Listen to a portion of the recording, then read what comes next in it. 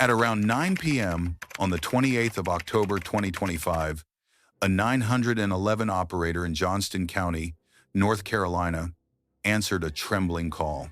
The man on the line identified himself as Wellington Delano Dickens III. His words were halting, almost inaudible. I killed my children." Deputies from the Johnston County Sheriff's Office arrived minutes later at a quiet cul-de-sac on Springtooth Drive in Zebulon. The lights of a single-story home were still on. Inside the garage, officers noticed a heavy odor. In the trunk of a parked two-door Honda, they discovered the remains of 4 children. A 3-year-old boy, the youngest, was found alive in the living room. Sheriff Steve Bazell later said, "Nothing can prepare you for a scene like that." His deputies secured the home, called in the State Bureau of Investigation, and began documenting what appeared to be months of silence hidden behind closed doors. How could an entire neighborhood remain unaware for so long? And what drove a father to end the lives he once protected? Those are the questions that would haunt investigators and anyone who hears this story. The 4 children found inside the car on Springtooth Drive were once the center of a quiet, ordinary life. 6-year-old Leah was known for her bright smile and drawings of sunflowers taped across the family's refrigerator. 9-year-old Zoe, curious and quick-witted, loved books, and was often seen following her father with a notebook, asking endless questions. 10-year-old Wellington Jr. was active, always building something small forts in the backyard, Lego towers in the living room, and 18-year-old Sean, the oldest, had recently finished high school. He was his younger sibling's protector, planning to start his first job that fall. Neighbors described the children as polite, well-dressed, and inseparable. They played together in the yard, rode their bikes up and down the street, and drew chalk pictures on the driveway every weekend. At church, the Dickens family sat near the back pew. They rarely lingered after service, but those who spoke with them remember the father's calm voice and the children's soft laughter. Then, after April 2024, everything changed. That spring, Stephanie Dickens, their mother and stepmother, died unexpectedly from medical complications. Soon after, the family stopped attending church. The bikes disappeared from the yard. The children were withdrawn from public school for homeschooling. For many months, no one saw them outside again. At the time, few questioned it. The family had always been private. In a small North Carolina community, it's not unusual for a grieving household to pull away for a while. But as weeks became months, the silence grew harder to explain. Looking back, neighbors say there were moments, small details they now replay in their minds. Lights left on, late into the night, packages left at the door, the faint sound of a child's voice one evening, and then nothing at all. Who were these children beyond the photographs and the headlines? They were a family that quietly vanished, one that no one realized was gone until it was far too late. Wellington Delano Dickens III was 38 years old when he made the call that stunned an entire county. A former U.S. Army veteran, he had served overseas during the Iraq War. Neighbors knew little about his military years, only that he returned home quieter than before. After the pandemic, he struggled to find steady work and spent most of his time inside the family's single-story home with his children. When his wife, Stephanie, died in April 2024, friends described him as broken but trying. He withdrew further from social life, ending most contact with neighbors and relatives. Church attendance stopped, and the children's homeschooling became his full responsibility. Those close to him said he began showing signs of depression and paranoia. One relative recalled that Dickens sometimes spoke of hearing his late wife's voice at night. His service record, once a source of pride, seemed to haunt him. He mentioned nightmares, sleeplessness, and feelings of guilt. Yet he avoided professional help. Those around him assumed he was coping in private, as many veterans do. In his 911 call, his final words before surrender were calm and chilling. "I've lost everything, and God hasn't given anything back." That loss, real or imagined, would become the center of a tragedy no one saw coming. The turning point came in April 2024, when Stephanie Dickens, Wellington's wife, died unexpectedly during pregnancy. Medical records list complications following a miscarriage. To those who knew the family, her death was sudden, almost unreal. For Wellington, it was the moment his world collapsed. He had built his life around stability, routine, faith, and family. After years of service overseas and the isolation that followed, Stephanie had been his anchor. Her absence left a silence he didn't know how to fill. Friends offered condolences, church members brought food, but visits became less frequent. Within weeks, he stopped answering calls. No one was blamed for her death. There was no lawsuit, no accusation, yet in Wellington's mind, the system had failed. He believed doctors ignored signs that something was wrong, that the hospital had moved too slowly. Those close to him said he grew fixated on the idea that they let her die. Over time, that belief hardened into resentment, first toward the medical system, then toward the world itself. He began homeschooling the children full-time, explaining to them that the outside world can't be trusted. The blinds stayed closed, groceries were delivered, Sundays came and went without the family's usual presence at church. What had once been a grieving home turned into a sealed space where his grief echoed without interruption. In conversations with a distant relative, Wellington spoke about sin, punishment, and salvation. He described the world as corrupt and said his children were too pure for it. No one reported those comments at the time. They sounded like a father lost in mourning. But grief, left unchecked, can transform into something far darker. From that moment on, Wellington Dickens was no longer a man trying to endure loss. He was a father drifting into silence, convinced that isolation was the only way to protect what remained of his family. In the months following Stephanie's death, small signs of concern began to surface. Neighbors noticed that the Dickens children were no longer seen outside. Their bikes stayed untouched. Windows were shut even on warm days. Some residents contacted Child Protective Services, reporting that the family's children had not attended school or been seen for weeks.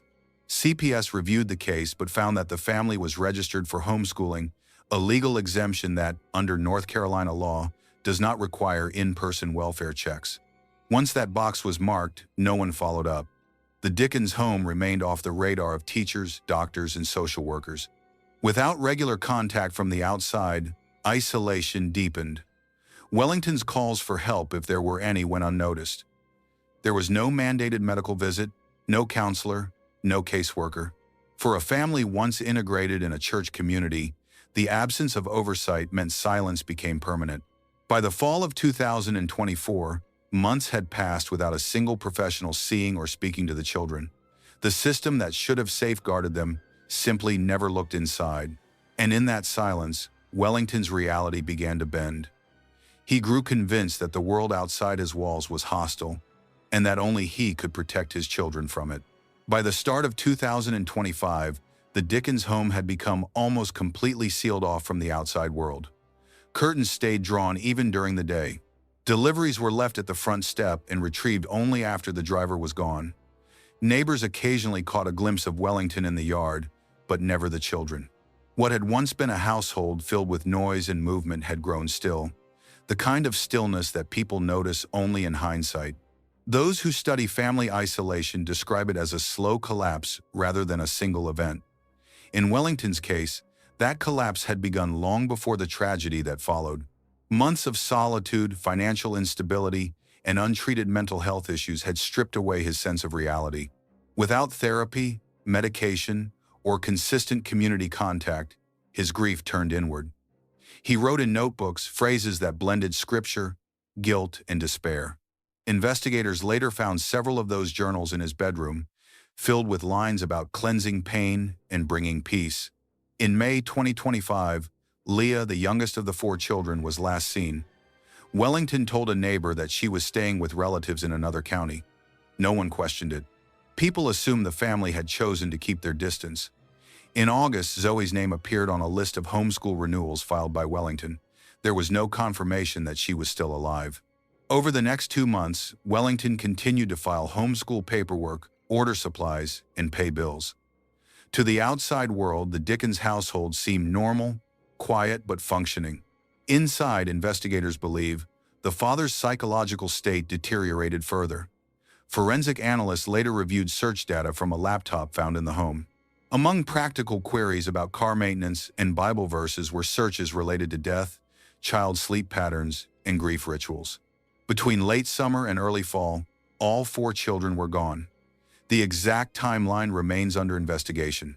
The Johnston County Sheriff's Office confirmed that the deaths occurred over several months, with each child dying at a different time.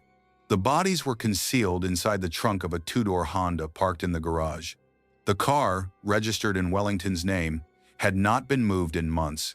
What drove him to that point remains unclear. The language he used in his 911 call, "I put them to sleep, they're not hurting anymore," suggests a delusional sense of mercy. Experts familiar with similar cases describe it as a protective delusion, in which the parent believes death is a form of rescue from perceived suffering or evil. But unlike other incidents where despair leads to immediate violence, Wellington's actions unfolded gradually, each death separated by weeks.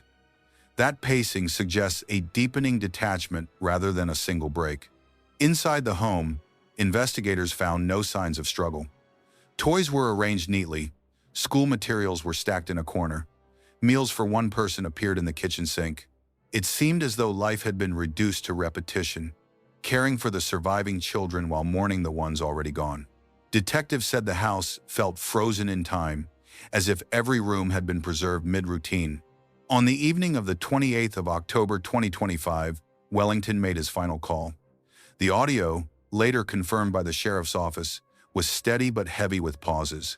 He identified himself, gave his address, and confessed to killing his children. "They're in the garage," he said. "Please come. I'll be waiting." When deputies arrived, Wellington met them at the door. He was unarmed and compliant. The officers described him as calm, detached, almost relieved. He pointed toward the garage, where the odor was unmistakable. The discovery ended a mystery that no one knew existed. The investigation that followed reconstructed a life that had quietly unraveled for more than a year. The loss of his wife, the retreat from society, and the absence of institutional checks had combined into a perfect storm of neglect and delusion. Mental health professionals later noted that cases like this are rarely about sudden rage. They are about despair unmonitored, grief untreated, and isolation left to grow unchecked. Detectives found no evidence of outside involvement, no accomplice, no sign that Wellington had planned to flee. The food in the kitchen was stocked, the house clean, the front door unlocked. On the living room table sat a single sheet of paper with a line written in his handwriting, "I kept them safe." As investigators processed the scene, one question echoed through the community. How could such horror exist undetected in a suburban neighborhood just 20 miles from Raleigh? It wasn't the brutality of the act that stunned people. It was its invisibility. For months, 4 children had been gone, their absence masked by paperwork and assumptions. In the days that followed, Wellington showed little reaction to his arrest. During interviews, he remained polite and cooperative, answering only direct questions. He did not ask for a lawyer until late in the night. Detectives said his demeanor fluctuated between resignation and spiritual conviction.